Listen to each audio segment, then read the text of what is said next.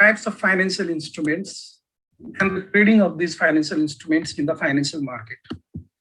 यसमा हामीले खास गरी विभिन्न प्रकारको फाइनान्शियल इन्स्ट्रुमेन्ट्सहरुको बारेमा पढ्छौं. Money market instruments, capital market instruments, debt instruments, equity instruments हैन, र तिनीहरुको ट्रेडिङ मेकानिजमको बारेमा पनि यो च्याप्टरमा कभर हुन्छ. Now let us first of all have a look on the chapter content, what we are going to cover.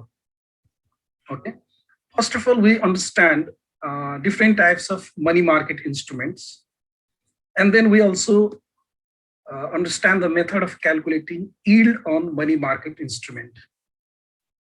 पहिला हामीले यो पढ्छौं. यसमा विभिन्न प्रकारको मनी मार्केट इन्स्ट्रुमेन्ट्सहरु के हुन्छ र त्यो मनी मार्केट इन्स्ट्रुमेन्ट्सहरुमा यील्ड कसरी क्याल्कुलेसन गर्ने, how do we calculate the rate of return from investment in money market instrument, yield भनेको rate of return.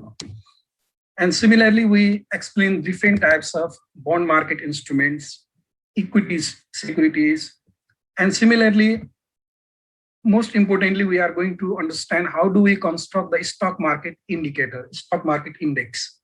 Stock market को इन्डेक्सहरु हामीले कसरी कन्स्ट्रक्सन गर्ने यो कुराहरु पढ्छौं. And similarly we explain the issue of securities in primary market, including the IPO process, how the initial public offering takes place in the market, and what will be the role of investment banker in the primary market. And similarly, what are the trading mechanism of securities in the secondary market, how do we place different types of order in the market, मार्केटहरु कति प्रकारको हुन्छ, त्यो मार्केटहरुमा हामीले कसरी अर्डरहरु placement गर्छौं, यो हुन्छ. And similarly we are going to also cover the growing importance of global securities market, including regulation of securities market in Nepal and some recent development of securities market in Nepal. So these are the coverage of chapter 2. And chapter 2 is primarily important for both theory as well as numerical. In this chapter, we are going to solve different types of different varieties of numerical. Basically, we solve numerical relating to yield calculation on treasury, money market instrument. Similarly, numerical on construction of stock market index. Similarly, numerical on how do we read different types of bond quotation, stock quotation. You could have cover those. Okay. Now let us begin our discussion with the money market and its instruments.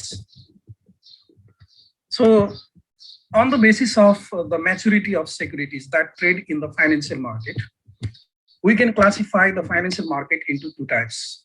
One is called money market, and the other type of market is called capital market. So this classification is normally based on the maturity of the securities that are traded in financial market. So when we talk about this money market is actually the segment of financial market which deals with the transaction of short-term debt securities. Short-term debt securities को transaction deal गर्ने financial market को segment लाई हामीले के भन्छौं, that is called money market. So particularly as an investor, if you are interested to make short-term investment, then you can buy the money market securities. Similarly, the corporations or issuer that are in need of, you can say, short-term fund for satisfying their financing need, they also issue the money market instruments in the money market. Okay, so investors as well as issuer can participate in the money market to satisfy their short-term investment and short-term financing need. By involving into money market, investors can satisfy their short-term investment requirement, and similarly the corporation or issuer, by involving in money market, they satisfy their short-term financing need. So when we talk about the instruments that are traded in money market, normally we consider this instrument as the most liquid security or liquid instrument. They have high degree of liquidity. That means they can be converted into cash within short period of time as compared to capital market instrument. And this happens simply due to the short maturity. In your maturity short by you money market instruments are liable छिटो हामीले क्याशमा conversion गर्न सक्छौं, त्यही भएर तिनीहरु liquid हुन्छ भनेर भन्छ. And another thing, normally transaction on money market instruments take place in the money market as a wholesale transaction. यो होलसेल ट्रान्जेक्सन भन्न खोजेको के हो भने मनी मार्केटको ट्रान्जेक्सन चाहिँ सेक्युरिटी मार्केटमा बल्क क्वान्टिटीमा ट्रान्जेक्सन हुन्छ, स्मल क्वान्टिटीमा ट्रान्जेक्सन हुन्छ। जस्तै कि हामीले सेकेन्डरी मार्केटमा suppose you are interested to buy the share of common stock, त हामीले 10 किता भन्दा कम पनि अड लट ट्रेडिङमा खरिद बिक्री गर्न सक्छ नि, हैन। अनि रेगुलर ट्रेडिङमा हामीले के रे 10 किता वा त्योभन्दा बढी ट्रेडिङ गर्न सक्छौँ, तर अड लट ट्रेडिङमा 10 किता भन्दा कम पनि हामीले ट्रेडिङ गर्न सक्छौँ, हैन। त्यो के रे सेयरको हामीले कुरा गर्छौँ। तर मनी मार्केट इन्स्ट्रुमेन्ट्स भनेको money market transactions are normally taken place on wholesale basis. Wholesale basis in a sense that they are bought and sold in bulk quantity. You know? And because of this reason, money market instruments are generally out of reach of the small individual investor.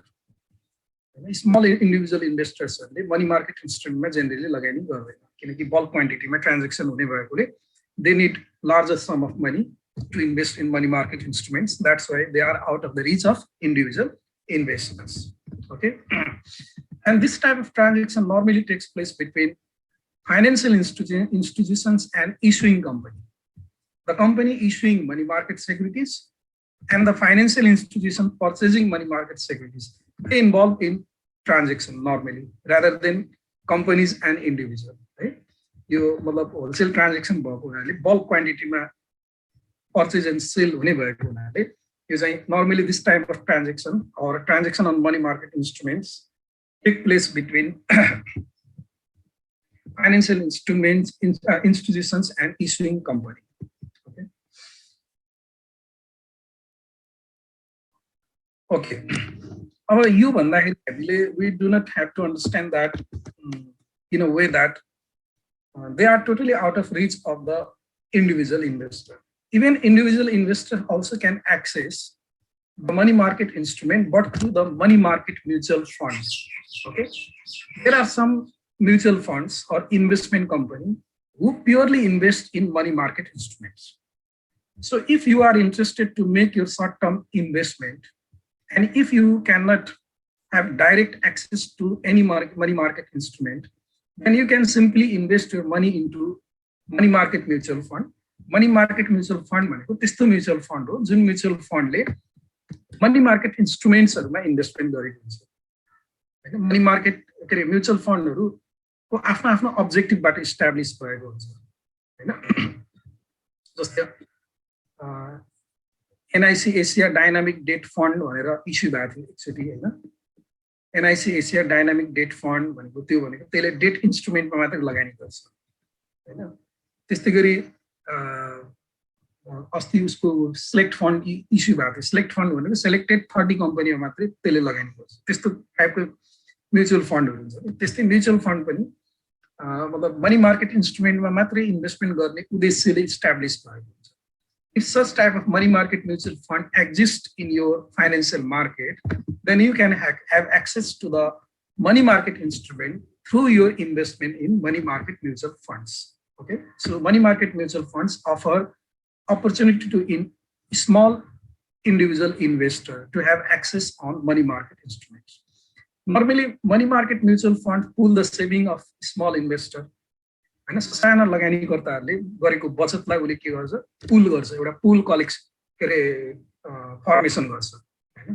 पुल भनेको समूह निर्माण गर्छ, हो न। मतलब सेभिङहरु साना इन्भेस्टरहरुबाट generate गर्छ, and saving generated from those small investors by offering their mutual fund unit are invested into money market instruments. So this type of transaction we can see in the money market mutual fund. Okay, normally अघि मैले भने कि money market instruments are traded in bulk quantity, and because of that reason individual investors generally do not have access to the money market instrument. Then who are the participants in money market? So normally money market participants include banks, companies, corporate organizations, and similarly institutional investor, government. These are the major participants in the money market. Just the example, like when you talk about the bank, bank lend to one another and to large company in the euro currency and time deposit market. जस्तै बैंकले एकअर्कालाई पनि lending गरेको हुन्छ, इन्टरब्याङ्क boring हुन्छ हैन, federal फन्डको transaction हुन्छ, अनि उनीहरूले लार्ज कम्पनीजहरूलाई पनि लेन्डिङ गरेको हुन्छ हैन। अब यो ब्याङ्क्स एउटा पार्टिसिपेन्ट भयो अनि उनीहरूले युरो करेन्सीको माध्यमबाट टाइम डिपोजिट अफर गरेर मनी मार्केट सेक्युरिटिजहरू, युरो करेन्सी टाइम डिपोजिट हरू, अनि त्यस्तै गरी you can see the participation of different companies in the money market. So companies normally raise funds from the money market by selling the commercial paper. Okay, commercial paper is a type of short-term instrument issued by large-sized, well-established company. Okay, and similarly, investors also participate in the money market. They can purchase the certificate of deposits issued by the bank. You know? So this can be one example. Certificate of deposit money place karna sakcha, bank le offer gareko. And similarly, you can find the participation of government also. Government issues treasury bills in large quantity in the money market. In case of Nepal also, government of Nepal issues treasury bills through the Nepal Rashtra Bank. Actually, treasury bills are used by, you can say, Nepal Rashtra Bank to control the money supply in the economy. Okay. So there are a wide variety of, you can say, money market instruments that are traded in the money market. So this topic is going to basically devote it to different types of money market instruments like this: treasury bills, certificate of deposits, commercial papers, bankers acceptance, repurchase agreement, euro dollars. So these are some major types of money market instruments that we are going to discuss in this chapter. Okay, now let us first of all talk about treasury bills. So basically, treasury bills are short-term securities, and they are normally short-term securities issued by the government. Okay, government le afno public debt, matlab financing requirement satisfy गर्नको लागि short-term basis मा issue गर्ने securities है treasury bill. And treasury bills are regarded as the most liquid securities, and they are the most marketable securities among all money market instruments. Okay? And similarly, these treasury bills are sold at low transaction cost, and these treasury bills have very negligible price risks. Price risks भनेको के हो भन्दाखेरि the risks that may arise due to the fluctuation in price of the security. Security को price मा fluctuation भएर उत्पन्न हुने रिस्कलाई हामीले price risk भन्छ. Normally price risk केसित related हुन्छ भने when the interest rate level in the economy increases, the price of the security will decline. That we call price risk. Interest rate level increase भयो भने security को price चाहिँ घट्छ. त्यसलाई हामीले price risk भन्छ. But in case of treasury bill have no price risk because of the short maturity, right? And यसको maturity risk पनि हुँदैन, maturity risk पनि हुँदैन, price risk पनि हुँदैन. Price risk is related to the maturity actually. And in any economy, the treasury bills are regarded as the proxy of risk-free asset, risk-free investment. जस्तै हामीले कुनै पनि इकोनोमीमा risk-free investment को एउटा proxy को रूपमा युज गर्नु पर्यो भने त्यसलाई हामीले treasury bill लाई लिने गर्छौं. So treasury bill is regarded as the risk-free asset. हैन?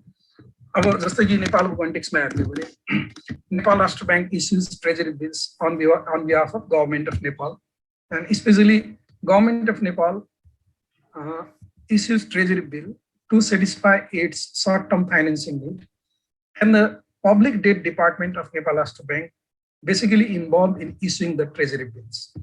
And treasury bills issued in Nepal have different maturities. For example, the maturities of treasury bill ranges from 28 days minimum to maximum 364 days.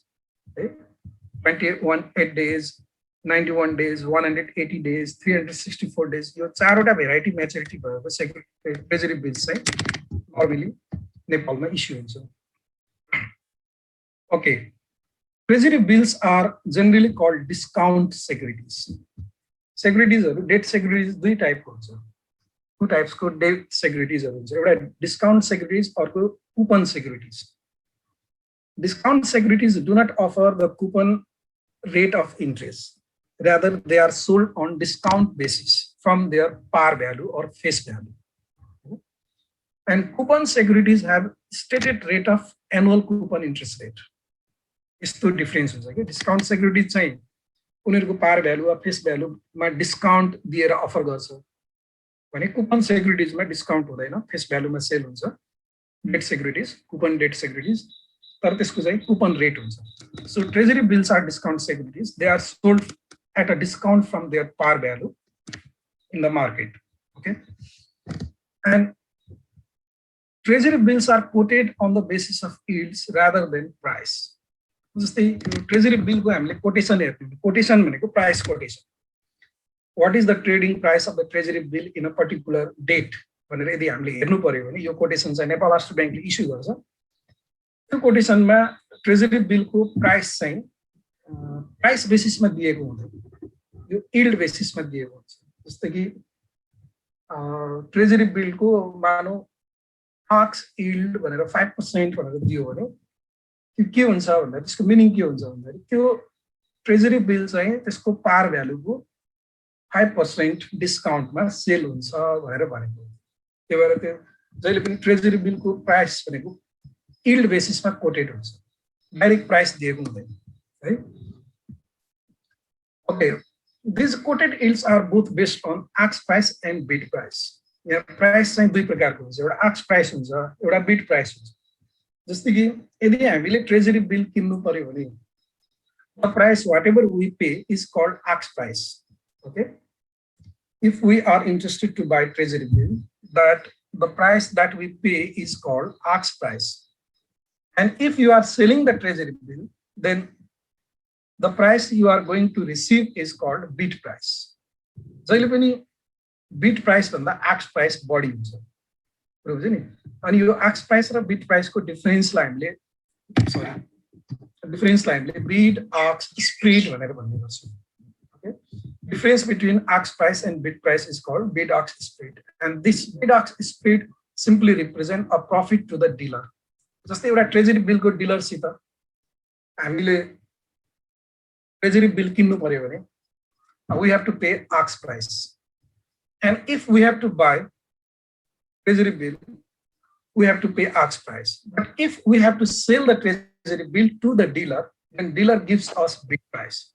So the difference between ask price and bid price represents the profit to the treasury bill dealer. Okay. Okay. In case of Nepal, the treasury bills can be purchased directly from the treasury department of government, you know, or from the government securities dealer in the secondary market. Secondary market मा पनि गभर्नमेन्टको securities डिलरहरुबाट पनि treasury bill किन्न सकिन्छ. र नेपालमा चाहिँ हाम्रो मैले अघि नै भने public debt department of Nepal Rastra bank manages the primary issues of treasury bills. Primary मार्केटमा ट्रेजरी बिल इस्यु गर्नु पर्यो भने नेपाल राष्ट्र बैंकको पब्लिक डेट डिपार्टमेन्ट थ्रुबाट के हुन्छ इस्यु हुन्छ. अनि पब्लिक डेट डिपार्टमेन्टले ट्रेजरी बिल सेल गर्दाखेरि so they are sold by inviting the auction from the banks and financial institutions only in the primary markets in Nepal. Auction basis मा हुन्छ sale भनेको हैन. अब उसको कोटेड डिस्काउन्टको आधारमा हुन्छ, जसले कोटेड डिस्काउन्ट यील्ड यो हुन्छ नि यील्ड बेसिसमा कोट गरेको हुन्छ. कोटेड डिस्काउन्ट यील्ड जसको कम हुन्छ त्यसलाई चाहिँ ट्रेजरी बिल सेल गरिन्छ रिक्वायर्ड क्वान्टिटी. अक्सन बेसिसमा लिलाम बेसिसमा हुने गर्छ. Okay, another type of money market instrument is the certificate of deposit. Okay, certificate of deposit is simply nothing. It is a kind of, you can say, evidence of deposit made by depositor in the commercial bank. Commercial bank नेपालको केसमा भन्ने हो हैन. अनि United स्टेटमा saving and loan एसोसिएसनहरुले पनि यस्तो certificate of deposit offer गरेको हुन्छ. Now, certificate of deposit is simply the evidence that your money has been parked into deposit account of a commercial bank for a specified time period at stipulated rate of interest. Certain time period को लागि certain rate of interest मा हाम्रो money commercial बैंकको एउटा certain deposit account मा offer भएको जुन certificate placement भएको जुन सर्टिफिकेट हुन्छ त्यसलाई सर्टिफिकेट अफ डिपोजिट भन्ने गर्छौं. Okay, certificate of deposits are normally issued by banks and thrift institutions. We got the thrift institutions, our bank issue for financing their business activities. And this certificate of deposit may sell at any denomination, ranging from 1,000 to 1 lakh. 1,000 देखि 1 लाख सम्मको जुनसुकै डिनोमिनेसनमा पनि यिनीहरू sale भएको हुन्छ, face value त्यति हुन्छ. And the maturity of the certificate of deposit ranges from a few days to many years. Few days देखि many years सम्मको हुन्छ. तर many years मा पनि यदि less than 1 year छ भने मात्र त्यसलाई हामीले मनी मार्केट इन्स्ट्रुमेन्ट भन्छौँ. जस्तै कि नेपालमा सर्टिफिकेट अफ डिपोजिट डाइरेक्ट त छैन, तर फिक्स डिपोजिटलाई हामीले सर्टिफिकेट अफ डिपोजिट भन्न सक्छौँ. फिक्स डिपोजिट भनेको 1 मन्थको, 3 मन्थको, 6 मन्थको, 1 इयरको, हैन, 1 इयर भन्दा बढीको पनि हुन सक्छ, हैन. त्यही भएर 1 इयर भन्दा कम सम्मकोलाई हामीले के भन्छ, सर्टिफिकेट अफ डिपोजिट भन्छौँ. Okay, actually there is no limit on the maximum maturity of the certificate of deposit.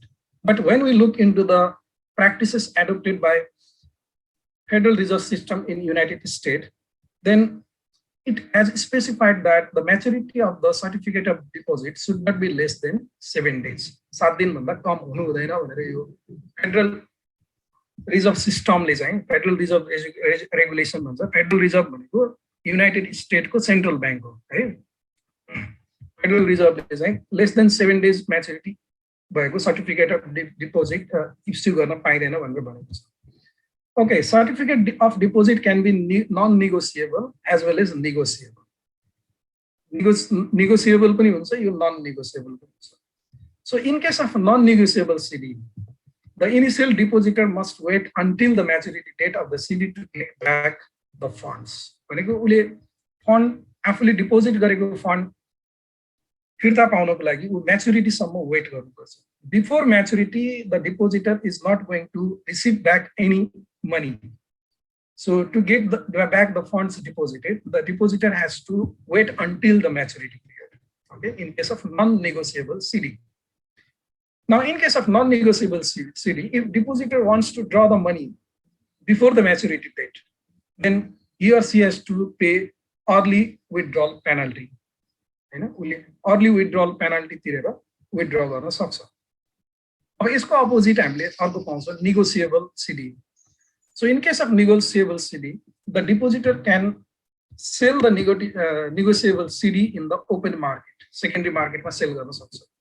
जस्तै मसँग सर्टिफिकेट अफ डिपोजिट छ, त्यो मेरो चाहिँ नेगोसिएबल हो भने नन नेगोसिएबलको केसमा मैले के रे फन्ड ब्याक पाउनको लागि म्याच्युरिटी सम्म वेट गर्नुपर्छ. तर नेगोसिएबल सीडी हो भने मैले बैंकमा वेट गरिरहनु पर्दैन. मैले सर्टिफिकेट अफ डिपोजिटलाई ओपन मार्केटमा के गर्न सक्छु, सेल गरिदिन सक्छु, अरूलाई सेल गरिदिन सक्छु. So this is what we need to know about negotiable and non-negotiable certificate of deposit. Okay, अब कस्तो छ भने यो मैले भनेको युनाइटेड स्टेटको प्र्याक्टिस हो है. सर्टिफिकेट अफ डिपोजिट चाहिँ normally can be issued in any face value denomination. अघि मैले भने रेन्जिङ फ्रम 1000 to 1 लाख. तर युनाइटेड स्टेटमा नर्मली 1 मिलियन फेस भ्यालु भएको डिनोमिनेसनमा चाहिँ इस्यु हुन्छ है. And large denomination CDs are generally negotiable. अब यदि सिडी को डिनोमिनेसन लार्ज छ भने फेस भ्यालु हाई छ भने हैन 10 लाख रुपैयाँ फेस भ्यालु छ, 1 लाख रुपैयाँ फेस भ्यालु छ भने त्यस्तो सिडीजहरु नर्मली नेगोसिएबल सिडी को रूपमा चाहिँ इस्यु हुन्छ. अब नेपालको केसमा हामीले फिक्स डिपोजिट पाउँछौं तर नेगोसिएबल फिक्स डिपोजिट छैन. सिडीजहरु नेगोसिएबल छैन. So negotiable CDs are not in practice in Nepalese money market. तर हामीले यदि फिक्स डिपोजिटमा जम्मा गरेको छौं भने हामीले के लिन सक्छौं, कतिपय बैंकहरुले 90% सम्म विथड्रल फ्यासिलिटी दिन्छ लोनको रूपमा हैन. यो पनि हामीले पाउँछौं. फिक्स डिपोजिटको ग्यारेन्टीमा हामीले लोन पाउँछौं हैन. मुद्दती रसिदको धरोटीमा हामीले लोन पाउन सक्छौं. 80% 90% सम्म विथड्रल फ्यासिलिटी दिएको हुन्छ लोनको रूपमा. Okay, now let us go to next type of money market instrument, commercial paper. Okay, particularly a commercial paper is a short term unsecured negotiable promissory note. तीनटा कुरा खानु. पहिला त यो short term हो, money market instrument भएकोले short term, and these are also unsecured money market instrument. And they are called negotiable promissory note. Negotiable भनेको दुईटा पक्षको बीचमा negotiate भएर त्यसको terms and conditions चाहिँ define हुन्छ. And these are normally issued by a company to raise funds from money market. वास्तवमा भन्ने हो भने यो unsecured भएको कारणले, unsecured भनेको के हो भने there is no any kind of collateral behind the issue of commercial paper by company. And because of the unsecured nature of the commercial paper, only larger and well-established and credit-worthy companies can issue the commercial paper. You know, unsecured भएको कारणले larger company, well-established company, credit-worthy company ले मात्रै commercial paper चाहिँ issue गर्न सक्छ. Financially sound नभएको company ले commercial paper issue गर्न सक्दैन. So in many cases, the company can take commercial paper as the alternative to bank borrowing. हैन? Bank borrowing को एउटा alternative ग्रुपमा लिन सक्छ. हैन? खास गरी त्यस्तो कम्पनीहरु जुन कम्पनीको स्ट्रङ क्रेडिट रेटिङ छ त्यस्तो कम्पनीहरुले कमर्शियल पेपर इस्यु गर्न सक्छ. अनि normally funds raised by issuing commercial paper are used to finance the seasonal and working capital need of the company. अब एउटा एक्जाम्पल मैले भनिदिहालौँ. नेपालमा कमर्शियल पेपरको प्र्याक्टिस त छैन. जस्तै हामीले फाइनान्स कम्पनीज भनेर भन्छौँ नि, त्यो फाइनान्स कम्पनीजहरूले नेपालमा डिपोजिट एकाउन्ट अफर गर्छ. सेभिङ डिपोजिट भन्छ, फिक्स्ड डिपोजिट भन्छ, विभिन्न प्रकारको डिपोजिटहरू, डिपोजिट प्रडक्टहरू अफर गर्छ. तर एक्चुअली थ्योरिटिकली भन्ने हो भने, रियल लाइफ प्र्याक्टिसमा भन्ने हो भने डेभलप क्यापिटल मार्केटमा फाइनान्स कम्पनी, डेभलपमेन्ट ब्याङ्कहरूलाई डिपोजिट एकाउन्ट अफर गर्ने अधिकार हुँदैन. यो कुरा बुझ्नु है. नेपालमा मात्र त्यस्तो अधिकार दिएको छ. के अरे उसले कमर्सियल ब्याङ्कले मात्र होइन कि डेभलपमेन्ट ब्याङ्क र फाइनान्स कम्पनीले पनि अफर गर्न सक्छ. त युनाइटेड स्टेटमा हामीले हेर्ने हो भने युनाइटेड स्टेटमा फाइनान्स कम्पनीजहरूको मेजर सोर्स अफ क्यापिटल भनेको नै commercial paper. They issue commercial paper of larger denomination to raise the required fund. They do not offer the deposit account. They are not, you can say, authorized to offer deposit account, unlike in the case of Nepal. Okay? And similarly, large size, well-established companies having strong credit rating can issue the commercial paper to satisfy their seasonal and working capital needs. This is what we need to understand. And sometimes the commercial paper can also be used as a bridge financing. Bridge financing, it is a process of using short-term source of funds to finance fixed assets, long-term asset, but for a short period. Just हामीले कुनै एउटा long-term asset मा लगानी गर्नु छ. र long-term asset मा अहिले तुरुन्तै लगानी गर्नु पर्यो, तुरुन्तै long-term fund raise गर्न टाइम लाग्छ. मानौ 3 महिना टाइम लाग्छ. अब हामीले शेयर बेच्न टाइम लाग्यो. हैन, शेयर रेजिस्ट्रेसन गर्नु पर्यो, त्यसपछि इस्यु गर्नु पर्यो, एलोटमेन्ट गर्नु पर्यो, अनि बल्ल फन्ड अवेलेबल हुन्छ. 2-3 महिना टाइम लाग्छ भने त्यो 3 महिनाको अवधिमा long term sources of capital raise नहुँदासम्म त्यो फिक्स एसेट्समा इन्भेस्टमेन्ट गर्नको लागि हामीले कमर्सियल पेपर इस्यु गरेर सर्ट टर्मको लागि के गर्छौँ त फाइनान्सिङ गर्छौँ. त्यसलाई हामीले के भन्छ ब्रिज फाइनान्सिङ भन्छौँ. So in case of bridge financing, after you raise the required amount of capital from the long term sources, you pay off or you simply refund the funds raised from commercial paper. Okay. So maturity of the commercial paper normally varies from few days to 270 days. केही दिनदेखि 270 दिनसम्म यसको maturity हुन्छ. अब United स्टेट्सको प्र्याक्टिसलाई हेर्ने हो भने धेरै जसो कमर्सियल पेपरहरू 90 डेजसम्मको म्याच्युरिटी भएर इस्यु गरेको हुन्छ. अब युनाइटेड स्टेटमा एउटा प्र्याक्टिस के छ भने त्यहाँनिर हाम्रो सेक्युरिटिज बोर्ड अफ नेपाल भने जस्तै उनीहरूको सेक्युरिटिज एन्ड एक्सचेन्ज कमिसन भन्ने छ. त्यो सेक्युरिटिज एन्ड एक्सचेन्ज कमिसन यदि कुनै कमर्सियल पेपरको म्याच्युरिटी 270 डेज भन्दा बढी भयो भने त्यस्तो कमर्सियल पेपर इस्यु गर्नको लागि सेक्युरिटिज एन्ड एक्सचेन्ज कमिसनको रेजिस्ट्रेसन प्रोसेसबाट जानुपर्छ. रेजिस्ट्रेसन प्रोसेसबाट जाने बित्तिकै त्यहाँ टाइम लाग्छ, अलिकति खर्च हुन्छ हैन. त्यही भएर कम्पनीहरूले यो अननेसेसरी रेजिस्ट्रेसन प्रोसेसमा इन्भल्भ हुनुभन्दा, अननेसेसरी कस्ट बेयर गर्नुभन्दा र अननेसेसरी लङ्गर टाइमसम्म वेट गर्नुभन्दा उनीहरूले 270 डेज भन्दा कम म्याच्युरिटी राखेर कमर्सियल पेपर इस्यु गर्छ. त्यसरी इस्यु गर्यो भने क्विक फन्ड चाहिँ रेज गर्न सकिन्छ without having any you can say any registration process. अब अर्को कुरा के छ भन्दाखेरि lower maturity commercial paper, lower maturity भनेको less than 270 days, normally 90 days issue गर्छ भने 90 डेज कमर्सियल पेपरको एउटा एडभान्टेज के हो भने they are one of the most eligible collateral. They can be used as collateral.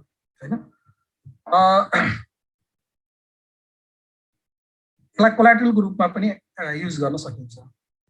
अनि त्यस्तै गरी गएर मैले अघि नै भने commercial papers are also sold in larger denomination, हैन। And commercial papers are popular among corporate investors like money market mutual fund, pension fund, non-financial companies. That means individual investors normally cannot purchase the commercial paper issue because of the larger denomination of the face value. And commercial papers are sold by high credit rating firm. किनभने यो अनसेक्युर्ड भएको हुनाले कुनै कम्पनीको credit rating लो छ भने तिनीहरूले commercial papers issue गर्दा त्यो बिक्री हुँदैन। That's why they are sold by high credit rating firms. And because that commercial papers are issued by high credit rating firms, interest rate on commercial papers are generally below the prime rate, but it is above the treasury bill rate. Prime rate भन्दा कम हुन्छ, हैन? Prime rate भन्दा कम हुन्छ, तर treasury bill को rate भन्दा बढी हुन्छ interest rate. अनि अर्को कुरा हामीले के बुझ्नु पर्यो, commercial papers are normally not actively traded in secondary market. यो प्राइमरी मार्केटमा इस्यु हुन्छ, सेकेन्डरी मार्केटमा यसको एक्टिभली ट्रेडेड हुँदैन। किनभने कमर्शियल पेपरमा लगानी गर्ने इन्भेस्टरले सामान्यतया त्यो कमर्शियल पेपरलाई म्याच्युरिटीसम्म होल्ड गर्ने प्लान गरेको हुन्छ। त्यही भएर कमर्शियल पेपर चाहिँ सेकेन्डरी मार्केटमा त्यसको एक्टिभ ट्रेडिङ हुँदैन। Okay, now another money market instrument is the bankers acceptance. Now what is the bankers acceptance? So normally bankers acceptance भनेको बैंकरले एक्सेप्ट गरेको एउटा draft. It is a draft accepted by the bank, and this type of draft is normally used in financing the foreign trade, international trade, and in some case it is also used in domestic trade also. जस्तै के हुन्छ भन्दाखेरि in international trade the buyer has to ensure payment to the seller. बायरले सेलरलाई payment चाहिँ सुनिश्चित गर्नुपर्छ। तर बायर र सेलर एकअर्कासित अननोन हुन्छ इन्टरनेसनल ट्रेडमा, हैन? त्यस कारणले यो पेमेन्ट इन्स्योर गर्नको लागि के गर्छ त buyer request its bank to issue a written promise on its behalf. एउटा ग्यारेन्टी जस्तो रिटेन प्रमिस राइट अफ गरिदिन्छ कि बैंकले बायरको on behalf of the buyer I will pay for the value of goods purchased from the seller भनेर उसले त्यो एउटा रिटेन प्रमिस चाहिँ इस्यु गर्छ। अनि bank authorizes the seller to draw a time draft on the bank in the payment for the goods, हैन? अब यो मैले भनिसकेँ। So it is a kind of written promise of banks to pay exporter on behalf of the importer. Thus, the written promise becomes a liability of both the bank and the buyer of the goods. र यसैलाई हामीले bankers acceptance भनेर भनिन्छ। Okay, अब एउटा कुरा के छ भने bankers acceptance को चलन पनि हामीका छैन। हामीका लेटर अफ क्रेडिट भन्ने गर्छ, एलसी भनेको थाहा छ होला नि सबैलाई। बैंकमा बाहिरबाट सामान मगाउनु पर्यो भने हाम्रो इन्टरनेशनल ट्रेड छ र हामीले इन्डियाबाट इम्पोर्ट गर्नु पर्यो एलसी ओपन गर्नुपर्छ, हैन? लेटर अफ क्रेडिट पनि एउटा ब्याङ्कर्स एक्सेप्टेन्स जस्तै हो। तर के छ भने लेटर अफ क्रेडिटको सेकेन्डरी मार्केटमा ट्रान्जेक्सन हुँदैन, मनी मार्केटमा ट्रान्जेक्सन हुँदैन। तर ब्याङ्कर्स एक्सेप्टेन्सलाई हामीले can be sold or discounted in the money market. ब्याङ्कले इस्यु गरिसकेपछि त्यो पर्टिकुलर भ्यालुको ब्याङ्कर एक्सेप्टेन्सलाई हामीले कुनै ठाउँमा गएर डिस्काउन्ट बेसिसमा, डिस्काउन्ट भनेको फेस भ्यालुमा अलिकति डिस्काउन्ट दिएर कुनै अर्को मनी मार्केट पार्टिसिपेन्टलाई हामीले सेल गर्न सक्छौँ। Okay, the yield on bankers' acceptance are generally slightly higher than those on treasury bills of the same maturity and below those on the certificate of deposit and commercial papers. अब यो बैंकले guaranteed दिएको हुनाले यसको yield के हुन्छ भने treasury bill भन्दा त हाई हुन्छ, तर सीडी र कमर्शियल पेपर भन्दा लो हुन्छ। Like treasury bills, bankers' acceptance is always sold at discount basis and is also called pure discount securities. त्यही हो। अब ट्रेजरी बिल जस्तै bankers' acceptance को पनि इन्ट्रेस्ट रेट हुँदैन, यो मार्केटमा डिस्काउन्ट बेसिसमा सेल हुन्छ। Okay. Okay, repurchase agreement, repose.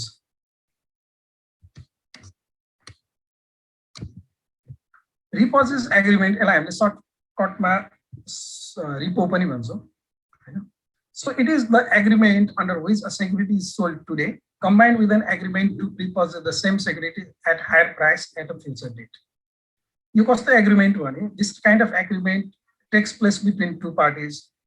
एउटा पार्टीले कस्तो प्रकारको प्रमिस गरेको हुन्छ भने today the security is sold as a security बेचिन्छ हैन र certain time period पछि उसैले फेरि त्यही security after certain time period पछि high price मा purchase गर्ने कमिटमेन्ट गरेको हुन्छ हैन repurchase गर्ने कमिटमेन्ट गरेको हुन्छ त्यसैलाई हामीले repurchase agreement भनेर भन्नुपर्छ. So actually in case of repo agreement the sale of security is not actually a real sale. यो हामीले security as a sale गर्छ नि त्यो सेल गरे जस्तो होइन. के हो भन्दाखेरि instead it stands as a loan which is secured by the security sold. त्यो एक प्रकारको लोन जस्तै हो के मतलब कोल्याटरल राखेको जस्तै. आज हामीले सेल गरेको भनेको आज जसलाई हामीले सेल गर्यो उलाई हामीले त्यो सेक्युरिटी कोल्याटरलको रूपमा दिएको र उसँग आज हामीले पैसा लिएको. बुझ्यो नि. The security is held as collateral by the buyer. For example, if you borrow money from buyer and the buyer holds your securities as collateral. हैन हामीले जस्तै कुनै सेक्युरिटी ट्रेजरी बिल भनौँ ट्रेजरी बिल आज हामीले कुनै बायरलाई दियौँ बेच्यौँ हैन बेच्यो उसबाट हामीले पैसा लियौँ तर भविष्यमा के गर्नुपर्छ after 1 month after 15 days after 7 days हामीले त्यही ट्रेजरी बिल त्यही बायरसित फेरि किन्नु पर्ने हुन्छ. भनेपछि यो वास्तवमा बाय एन्ड सेल नभएर एक प्रकारको we are placing our security as collateral today for borrowing the money and after certain time period we pay certain higher amount and get back our collateral. Okay, the excess amount above the amount you borrowed.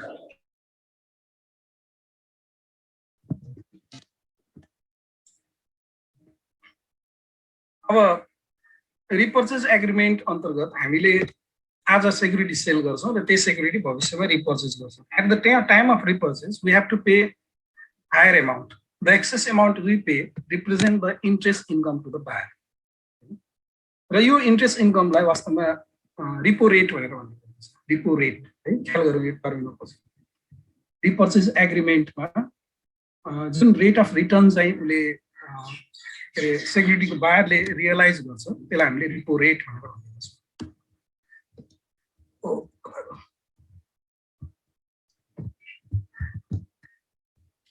यो repo agreement भनेको एकदमै short term transaction हुन्छ. Overnight transaction हुन्छ. Overnight ट्रान्जेक्सनको रूपमा हुन्छ. कुनै कुनै रिपो भनेको it can be extended for longer period of time but less than 1 year.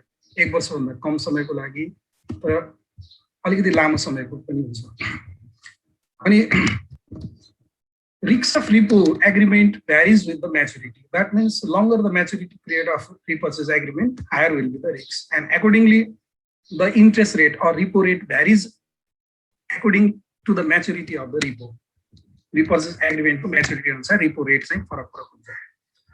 Short-term repos are less risky, and the collateral risk increases with the maturity period because of high possibility of fluctuation in the market. मैले यो भनिसकेँ जति maturity period बढ्दै जान्छ मार्केटमा fluctuation हुने chance त्यति नै बढी हुन्छ. इन्ट्रेस्ट रेटको फ्लक्चुएसन त्यो कारणले गर्दा लङ्गर म्याचुरिटी भएको रिपोहरू बढी रिस्की हुन्छ. अब यसको स्पेशल युजको बारेमा हामीले हेरौँ है. So especially repurchase agreement are used by the central bank, and it is used by central bank to affect money supply in the economy. Just the example को लागि भनौँ न, यदि इकोनोमीमा मनी सप्लाई इन्क्रिज गर्नु पर्यो, मनी सप्लाई इन्क्रिज गर्नु पर्यो भने सेन्ट्रल ब्याङ्कले के गर्छ? Central bank simply purchase treasury bills from the commercial bank हैन. अनि लेटर डेटमा सेन्ट्रल ब्याङ्कले फेरि sells back the treasury bills है. मतलब पहिला पर्चेज गर्छ अनि पछि सेल्स ब्याक गर्छ. अनि यहाँनिर हामीले के हेर्नु पर्यो भन्दाखेरि मनी सप्लाईलाई टाइटेन गर्ने हो भने हैन ट्रेजरी बिल पहिला सेल गर्छ. Central bank sells the treasury bill first and it withdraws the money from the market. मार्केटबाट मनी विथड्र गर्छ ट्रेजरी बिल सेल गरेर. त्यो भयो भने के हुन्छ? मनी सप्लाईलाई त्यसले टाइट गर्यो. अनि later on if it happens to increase the money supply, again same treasury bill sold by the central bank will be repurchased. त्यसलाई रिपर्चेज गर्छ सेन्ट्रल ब्याङ्कले. अनि अर्को रिपो पनि हुन्छ, त्यसलाई रिभर्स रिपो भन्छ. रिभर्स रिपो भनेको just opposite of repo. So it is to buy a specific security today combined with an agreement to resell the same security at a future date. आज कुनै security किन्ने र त्यसमा हाम्रो किन्दाखेरि के कमिटमेन्ट हुन्छ भन्दाखेरि सेम सेक्युरिटी भविष्यमा सेम के अरे सेलरलाई हामीले रिसेल गर्ने एग्रिमेन्ट हुन्छ, त्यसलाई हामीले रिभर्स रिपो एग्रिमेन्ट भन्छौँ। Okay, euro dollars. Now another money market instrument which has been popular since very earlier period is the euro dollars.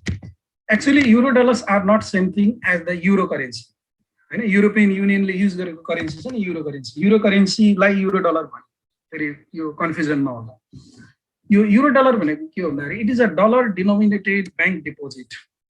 Dollar denominated bank deposit which is held at foreign banks or foreign branches of US bank. United States को मा भएको कुनै bank को foreign branches हरूमा वा foreign banks हरूमा if we open the dollar denominated bank deposit then we call it euro dollar. Just an example को लागि भनौँ न, if a US company has dollar denominated bank account in a bank in Japan, it is called euro dollar account, हैन। अब यसमा के हुन्छ भने डिपोजिटरले जस्तै कि डिपोजिटरले euro dollar time deposit certificate पाउँछ, जापानिज ब्याङ्कमा डिपोजिट गरेको छ युएस कम्पनीले है। युएस कम्पनी भनेको होम कन्ट्री भयो मानव एकछिनको लागि, र फरेन कन्ट्री भनेको जापानिज कन्ट्री। कुनै एउटा होम कन्ट्रीको डिपोजिटरले फरेन कन्ट्रीको ब्याङ्कमा यदि डलर डिनोमिनेटेड एकाउन्ट डिपोजिट गरेको छ भने त्यो चाहिँ हामीले युरो डलर एकाउन्ट हो, and in turn it receives euro dollar time deposit certificate from the foreign bank, and this deposit account pays interest in the form of US dollar. यसमा US डलरमा interest payment हुन्छ। Okay, the banks offering euro dollar deposit actually use the funds to make loans outside the country. International trade लाई financing गर्नको लागि यो euro dollar deposit account चाहिँ offer गरेको हुन्छ, किनकि यसमा डलर डिपोजिट हुन्छ हैन। त्यो इन्टरनेसनल ट्रेड को लागि, इन्टरनेसनल ट्रेड को पेमेन्ट सेटलमेन्ट गर्नको लागि युज गरिन्छ यसको। अब वास्तवमा यो युरो डलर मार्केटको एक्जिस्टेन्स चाहिँ 1950s को डिकेड देखि भएको। यसको पछाडि एउटा कहानी के छ भने बेला युएसएसआर भन्ने थियो कि united Soviet state of Russia भनेर, सोभियत संघ भन्ने एउटा सोभियत युनियन थियो। त्यहाँनिर त्यतिखेर 90s को बिगिनिङसम्म चाहिँ सोभियत युनियन थियो, पछि टुक्रेर धेरै देशहरू बन्यो। त्यसमा रुस एउटा प्रमुख देश हो हैन। यो सोभियत युनियन र युनाइटेड स्टेटको चाहिँ एउटा पोलिटिकल रिलेसन राम्रो थिएन, किनभने युनाइटेड स्टेट भनेको के अरे क्यापिटलिस्ट कन्ट्री, पुँजीवादी कन्ट्री हैन, अनि सोभियत युनियन भनेको सोशलिस्ट कन्ट्री, कम्युनिस्ट कन्ट्री। हजुर, त्यो दुईटा कन्ट्रीको पोलिटिकल रिलेसन राम्रो थिएन। अनि त्यो राम्रो रिलेसन नभएको हुनाले जस्तै सोभियत युनियनका कम्पनीहरू, सोभियत सङ्घको कम्पनीहरू जुन युनाइटेड स्टेट्ससित ट्रान्जेक्सन गर्थ्यो हैन, त्यो युनाइटेड स्टेट्ससित ट्रान्जेक्सन गर्दा खास गरी ओइलको ट्रान्जेक्सन, तेलको कारोबार हैन, त्यो ओइल रेभेन्यू प्राप्त गर्दाखेरि उनीहरूले युएस डलरमा प्राप्त गर्थे, युएस ब्याङ्कमा प्राप्त गर्थे हैन। अब पोलिटिकल रिलेसन राम्रो नभएकोले युनाइटेड स्टेटले त्यो ब्याङ्क डिपोजिट फ्रिज गरिदिन्छ कि भन्ने डरले उनीहरूले के गर्न लाग्यो, त्यो युएस डलरलाई युनाइटेड स्टेटभन्दा बाहिर युरोपियन कन्ट्रीको ब्याङ्कमा चाहिँ उनीहरूले त्यो सोभियत युनियनका कम्पनीहरूले डिपोजिट गर्न लाग्यो। अनि त्यहाँदेखि तिम्रो त्यो फरेन ब्याङ्कमा dollar denominated bank account open गर्यो भने त्यसलाई युरो डलर भन्न थाल्यो। अब हेरौँ है, धेरै जसो युरो डलरहरू टाइम डिपोजिटको रूपमा हुन्छ। टाइम डिपोजिट भनेको स्पेसिफिक टाइम पिरियडको 1 month, 3 months, 6 months हैन, टाइम डिपोजिटको रूपमा रहन्छ र त्यसको एउटा फिक्स म्याच्युरिटी। अनि र म्याच्युरिटी भनेको usually it is less than 6 months हैन। त्यस्तै गरी कतिपय युरो डलर सर्टिफिकेट अफ डिपोजिट्सको रूपमा हुन्छ हैन, युरो डलर सर्टिफिकेट अफ डिपोजिट्सको रूपमा हुन्छ। अनि युरो डलर सर्टिफिकेट अफ डिपोजिटको रूपमा रह्यो भने के हुन्छ भने त्यो चाहिँ निगोसिएबल हुन्छ। जस्तै टाइम डिपोजिट हैन, फिक्स टाइमको लागि हामीले डिपोजिट गरेछौँ भने त्यो निगोसिएबल हुँदैन। If it is euro dollar certificate of deposit then it is negotiable that it can be sold in the secondary market simply to realize cash value before the expiry of maturity हैन। अब अरु के ध्यान दिनु पर्यो, अघि हामीले certificate of deposit पढ्यौं, त्यो डोमेस्टिक सिडी भन्दा युरो डलर सिडीजहरु रिस्कियर हुन्छ। त्यस कारणले यसको रेट अफ इन्ट्रेस्ट चाहिँ नर्मली के हुन्छ हाई हुन्छ okay this is all about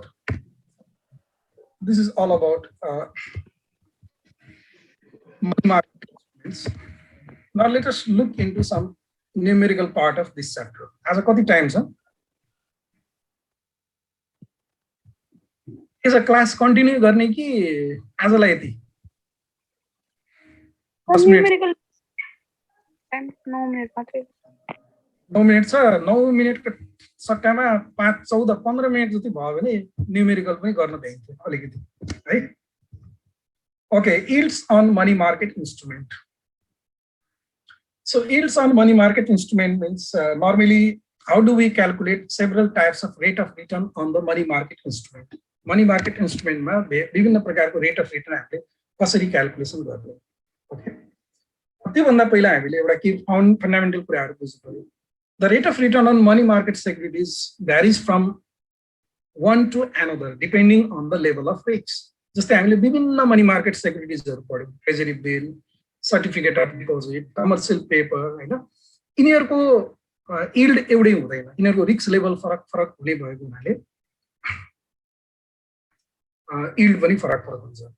अब इन्भेस्टरको लागि हेर्ने हो भने money market instruments are basically less risky than capital market instrument but they are not risk free. र यो मनी मार्केट इन्स्ट्रुमेन्ट्सहरु मध्येमा ट्रेजरी बिल्सलाई हामीले रिस्क फ्री भन्न सक्छौं. Risk free in a sense कि यसको डिफल्ट रिस्क हुँदैन because it is backed by treasury fund of the government. It is free of liquidity risk because it is highly marketable having short maturity and it has no maturity risk due to the short maturity and it is only influenced by the inflation risks. हैन यसलाई inflation रिस्कले मात्रै असर पार्छ treasury बिललाई. and because of that reason the yield on treasury bill is called nominal risk free rate. risk free rate दुई प्रकारको हुन्छ एउटा real risk free rate अर्को नोमिनल रिस्क फ्री रेट. ठीक छ नि ट्रेजरी बिलको यील्डलाई हामीले नोमिनल रिस्क फ्री रेट भनेर भन्ने गर्छौं. It is called nominal risk free rate because it is free from all you can say component of risk except the inflation back sabai component of risk bata yo free huncha. Okay when we compare the treasury bill against CD then normally CD certificate of deposit is more risky and because of the higher risk of certificate of deposit always pay a risk premium over the treasury bill हैन. त्यसको मतलब CD को yield भनेको जहिले पनि treasury बिलको भन्दा बढी हुन्छ अनि कमर्शियल पेपरको यील्ड पनि हायर हुन्छ ट्रेजरी बिलको भन्दा due to the varying quality of the entity issuing commercial paper भनेको त कम्पनीहरुले इस्यु गर्ने हो र कम्पनीहरुको क्रेडिट क्वालिटी फरक फरक हुन्छ उनीहरुको क्रेडिट रेटिङ फरक फरक हुन्छ. त्यो भएको हुनाले त्यो depending on the credit rating of the issuing company the yield on commercial paper also differ हैन. अब यहाँनिर हामीले खास गरी मनी मार्केट सेक्युरिटीजहरु जति पनि मनी मार्केट सेक्युरिटीजहरु हामीले पढ्यौं त्यसको यील्डलाई दुईटा तरिकाले रिपोर्टिङ गरिन्छ. एउटा बैंक डिस्काउन्ट यील्ड भनेर भन्ने गरिन्छ अर्को बन्ड इक्विभ्यालेन्ट यील्ड भनेर भन्ने गरिन्छ. We are going to understand how do we calculate bank discount yield and bond equivalent yield. अनि यो बाहेक हामीले अरु प्रकारको यील्डहरु पनि यसमा क्याल्कुलेसन गर्न सक्छौं जस्तै single payment yield effective annual yield यस्तो कसरी क्याल्कुलेसन गर्ने. Okay, let us first of all understand the bank discount yield. Okay, bank discount yield is also called the discount rate. Discount rate. जस्तै money market instrument दुई प्रकारको हुन्छ. एउटा भनेको coupon instrument अर्को डिस्काउन्ट इन्स्ट्रुमेन्ट. धेरै जसो मनी मार्केट इन्स्ट्रुमेन्टहरु डिस्काउन्ट इन्स्ट्रुमेन्ट हुन्छ. यसमा इन्ट्रेस्ट पेमेन्ट गर्दैन. They are sold on discount basis from the par value. So discount yield is simply it is the discount rate on money market instrument and this discount rate is expressed simply as a percentage on the face value. Right? Face value को percentage को रूपमा expression गरेको हुन्छ. So this is simply equal to the amount of discount divided by face value of the treasury securities which is calculated on annualized basis using 360 days a year. जस्तै यो हेरौँ न यहाँनिर बैंक डिस्काउन्ट यील्ड भनेको के हो face value minus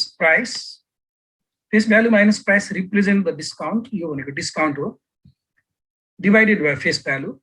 so this is called discount rate. And we analyze this discount rate by multiplying it by 360 days divided by T. T one time period, maturity period. Okay. So in this way, we calculate the bank discount yield.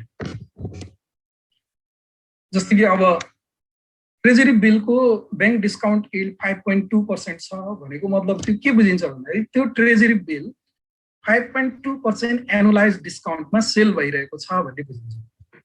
Okay. Now another yield is bond equivalent yield. Okay. Just कि हामीले using discount yield as a measure of money market yield has a long tradition. Money market yield को रूपमा discount yield लाई use गर्ने एउटा लामो tradition छ किनभने money market हरू discount मा सेल हुने हुनाले त्यो discount yield नै कोट गरेको हुन्छ. 3% discount yield भन्यो भने the money market instrument is sold at annualized 3% discount भन्ने बुझिन्छ. But as an investor, if you invest into the money market instrument, how much you are going to realize in rate of return? Is it bank discount yield or bond equivalent yield? So naturally, it is the bond equivalent yield, not bank discount yield. जस्तो कि मानौ न 3% bank discount yield छ कुनै treasury bill को भने तिमीले त्यो treasury bill किन्दाखेरि annualized 3% discount मा किन्न पाउँछौ. But that annualized 3% discount is not your rate of return, annualized rate of return. The annualized rate of return that you can generate by investing into treasury bill is called bond equivalent yield. This कारणले यसलाई हामीले अर्को शब्दमा investment yield पनि भन्छौँ हैन. अब यो discount yield को केही certain limitations छ. के limitations छ भने in calculating annualized yield we use 360 days.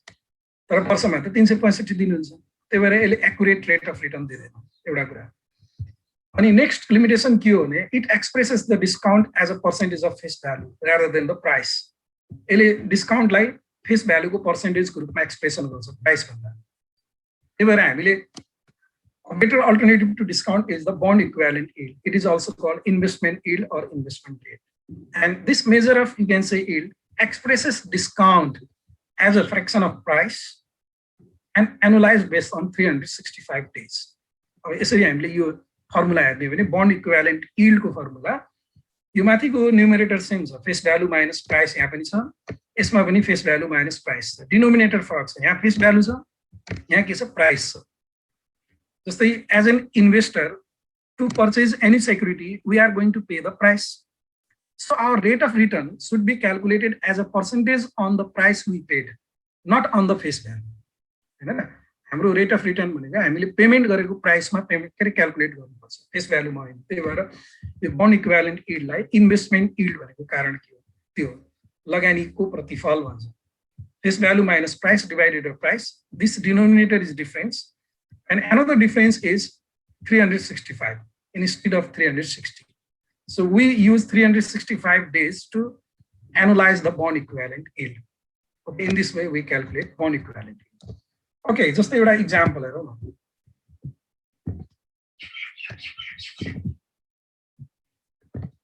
ल यो एउटा example गरेर अनि यसलाई चाहिँ हामी आजलाई क्लोज गरौँ है. मैले यो सरी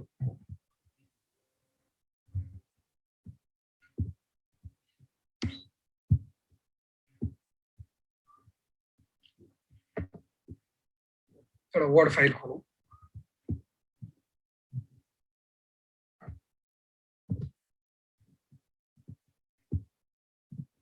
जस्तो मैले यो क्वेसन चाहिँ यहाँ कट गरेँ, पेस्ट गरेँ है.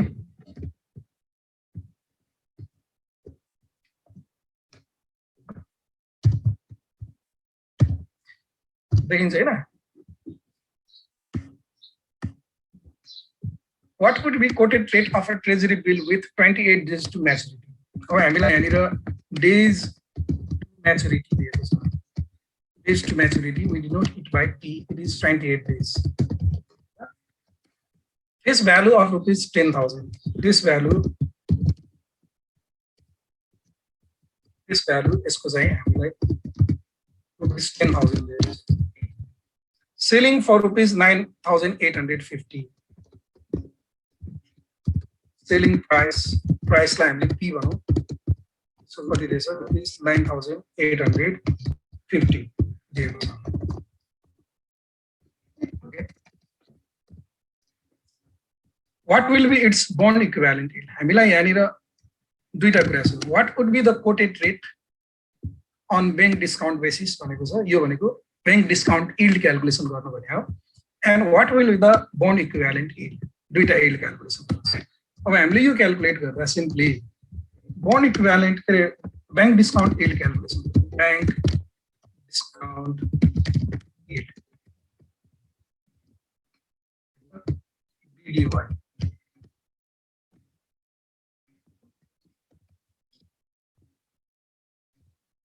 Okay, bank discount yield. This is equal to discount भनेको face value minus price divided by face value यो गर्ने अनि into Q भनेको यसलाई एनालाइज गर्दाखेरि 360 days divided by maturity.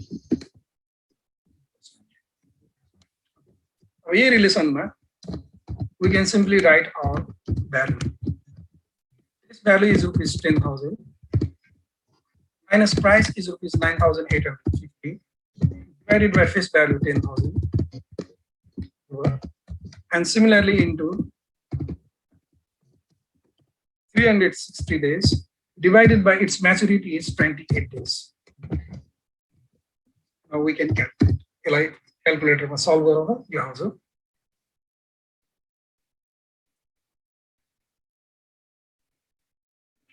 Calculator ma 19.29. 10,000 minus 9,850 divided by 10,000 into 360 divided by 28 कदाखेरि 0.192 19.29%. So this is the bank discount yield. अब यसैको हामीले bond equivalent yield calculation गर्नु पर्यो भने त्यसलाई मैले कपी गरौँ.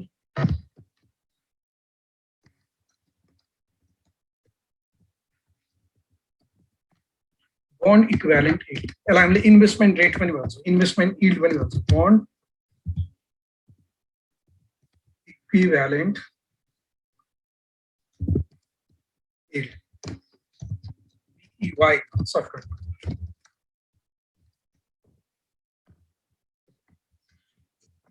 यसमा फरक के हुने भयो भने यो जुन डिनोमिनेटरमा फेस भ्यालु छ नि यो फेस भ्यालुको ठाउँमा के आउने भयो प्राइस आउने भयो अनि यो 360 डेज को ठाउँमा कति आउने भयो 365 आउने भयो किनभने हामीले यहाँ एक्चुअल रेट अफ रिटर्न निकाल्ने छ त्यही भएर त्यो प्राइस राख्नुपर्छ र 365 राख्नुपर्छ 10,000 minus rupees 9,850 divided by rupees 9,850 into 365 divided by 28. ल यो सल्भ गरौँ त कति आउँछ bond equivalent yield जहिले पनि डिस्काउन्ट yield भन्दा हायर हुन्छ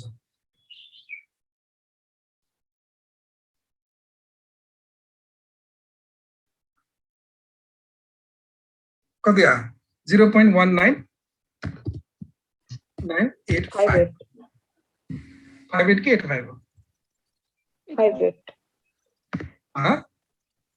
85 हो मेरो त 85 आछ के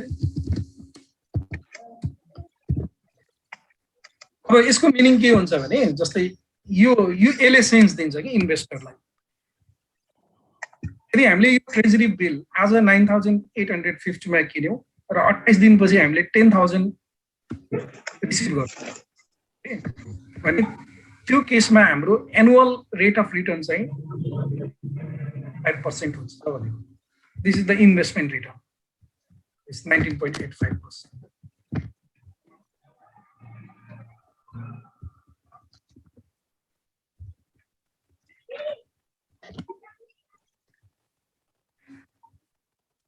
भयो नि यो क्याल्कुलेसन भयो सारो भाइ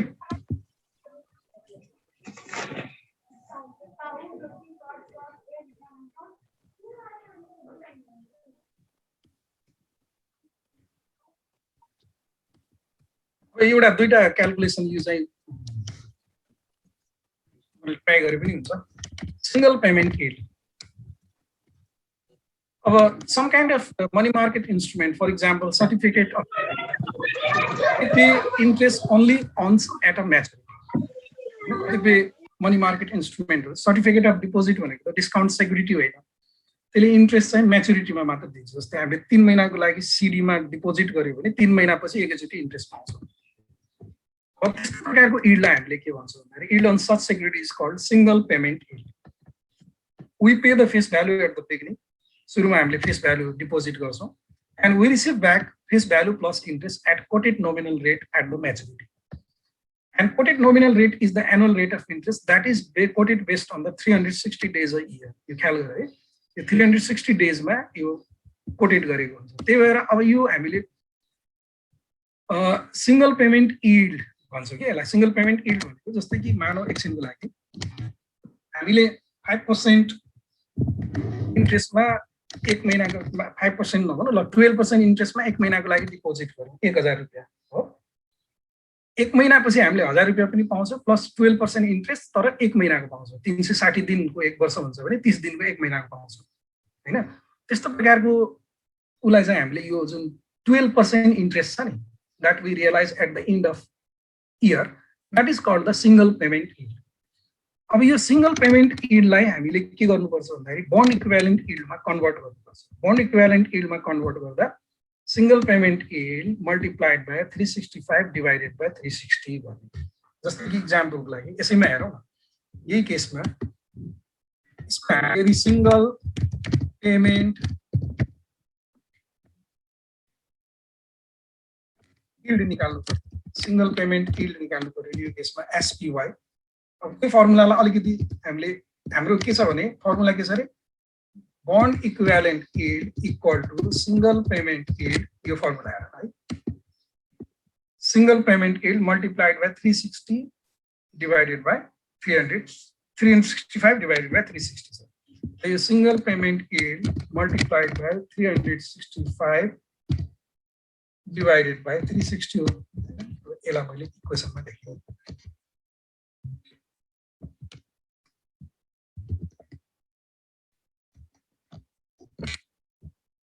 यो फर्मुला हामीले यसो छ। अब यही फर्मुलामा जस्तै बन्ड इक्विभ्यालेन्ट यील्ड चाहिँ हामीले यहाँ क्याल्कुलेट गरिसकेका छौँ। सरी यो बन्ड इक्विभ्यालेन्ट यील्ड। अब यो बन्ड इक्विभ्यालेन्ट यील्डलाई हामीले 0.1985 लाई सिंगल पेमेन्ट यील्डमा कन्भर्ट गर्दियौ। यो कन्भर्ट गर्दाखेरि यो फर्मुला टुरो न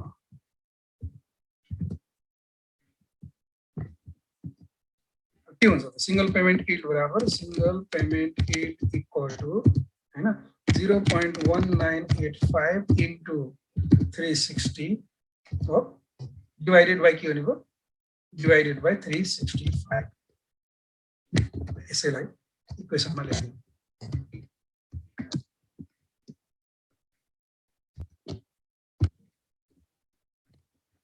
क्याल्कुलेट गरौँ न कति आउने भयो 0.1985 into 360 divided by 365 गरेको थियो 0.1963।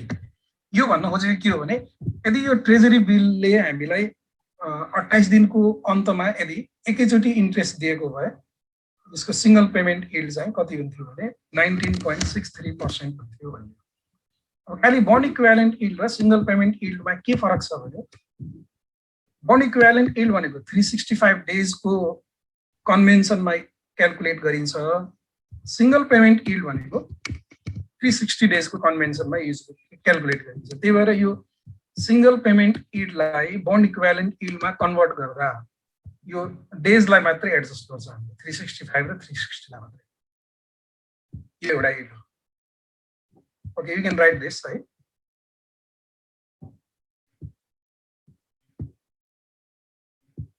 अब अर्को एउटा लास्ट छ हाम्रो effective annual yield. So effective annual yield, this is the annual equivalent yield of the quoted annual nominal interest rate on money market securities having less than 1 year of maturity. अब जस्तै के हुन्छ भने हुन त bond equivalent yield पनि annual yield नै हो, तर त्यो कस्तो एनुअल यील्ड हो भने nominal annual yield. Nominal annual यील्डलाई यदि हामीले इफेक्टिभ एनुअल यील्डमा एक्सप्रेसन गरिदियो भने के गर्छौं भन्दाखेरि त्यो टाइम भ्यालु अफ मनीलाई कन्सिडर गर्छौं हैन So we calculate the annualized rate of return by using the time value of money. And for that purpose, that's the equivalent annual yield calculation गर्दाखेरि यो bond equivalent yield use गरेर calculate गरे पनि भयो first formula single payment yield use गरेर calculate गरे पनि भयो खाली फरक के हुन्छ भने यो डिनोमिनेटरमा if you use bond equivalent yield you use 365 in this denominator and if you use single payment yield then you use 360 in the denominator. Only the difference is that. दुईटाबाट आउने रिजल्ट एउटै हुन्छ ठीक छ नि अनि यसको पावर रेज गर्ने 365 divided by t power यसबाट हामीले annual equivalent effective annual yield calculation गर्छौं so effective annual yield is the annualized yield on any instrument, annualized rate of return on any instrument that we calculate considering the time value of money for the securities having less than 1 year of maturity. यदि कुनै security को maturity 1 year नै ठ्याक्कै छ भने त्यस्तो केसमा हैन यो कुरा बुझ्नु पर्यो है कुनै security को यदि maturity ठ्याक्कै 1 year छ भने त्यस्तो केसमा bond equivalent yield र effective annual yield के हुन्छ बराबर हुन्छ bond equivalent yield र effective annual yield चाहिँ बराबर हुन्छ कुन केसमा if the securities maturity is exactly 1 year but if the securities maturity is less than 1 year भयो भने त्यस्तो बेलामा यो effective annual yield जहिले पनि bond equivalent yield भन्दा बढी हुन्छ ल यो फर्मुला सारा यसलाई मैले यसरी यहाँ लेखे है यो भनेको के हो भने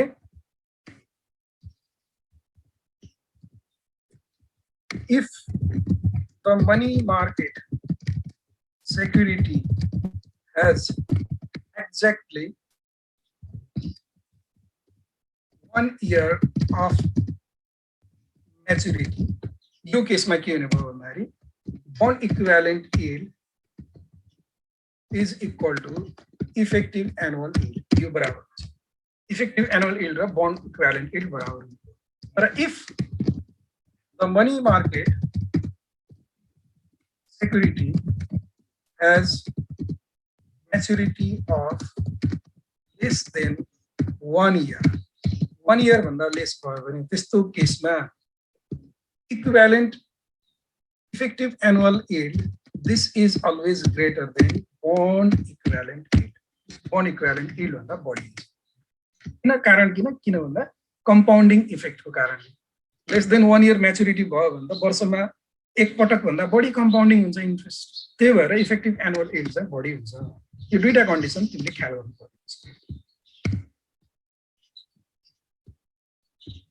है ल यो म स्लाइड मेल गरिदिन्छु यो स्लाइडमा मैले सजिलोको लागि यही स्लाइडमा चाहिँ च्याप्टर एन्ड प्रब्लम भनेर पनि राखेको छु यो चाहिँ तीनटा क्वेशन छ जम्मा बुकमा यसको यो तीनटा क्वेशन चाहिँ ट्राई गर्ने आज म स्लाइड मेल गरिदिन्छु है सबैलाई हुन्छ